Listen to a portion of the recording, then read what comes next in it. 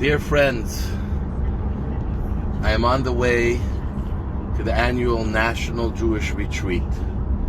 It's an incredible gathering, an immersion into the world of Jewish experiences, learning at many levels. Over 1,000 people are coming together to grow in their Judaism, to become stronger and better Jews, especially in our world today, when the world has pointed out that we are different and they don't look at us the same.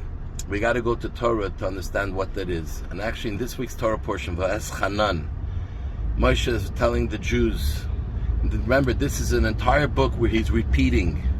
The question is, why would Moshe have to repeat what he already taught them? The Torah is actually very short. It's only 5 books as compared to the Talmud and other parts of Torah. That's endless, because God's point had to be said in short, in a curt way, and then we are developing it over the years. So why would Moshe have a whole book, one of the 5 books, just as mostly a repetition? Like this week we read again the 10 Commandments.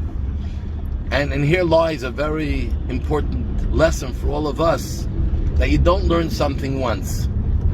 Until you repeat it again and again and again, it's not called learning. And it's actually well known, even scientifically, that when you think about something hard and you pay attention and you learn it again and again, it actually physically makes something happen in your brain. It's not just you remember, you know it, it actually, in the physical part of your brain, something is changing.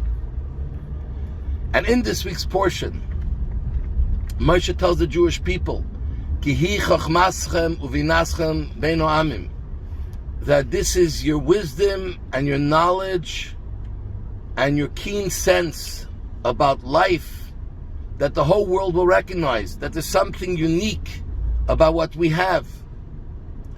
Because what we have is not some secret to hold back from other people that we are somehow hiding.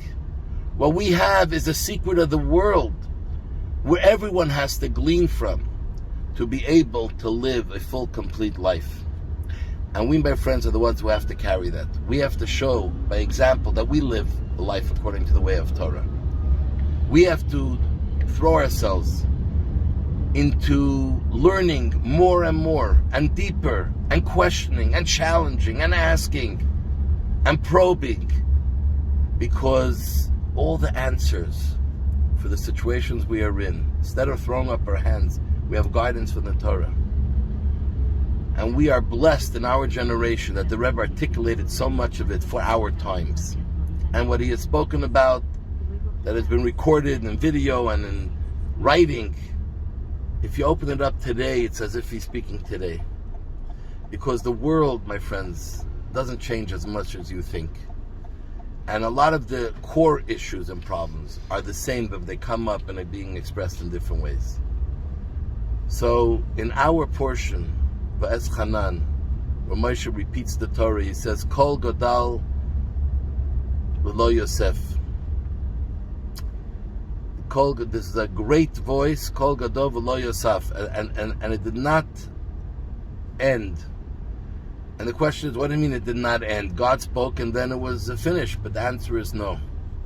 God spoke and then put his words in our mouth.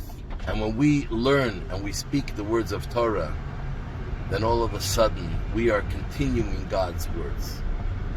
So when you study Torah, not only you connect with God and with the holiness of God, but then you become God's conduit to bring that message to yourself in every part of your life, to those around you, and to the greater world as well.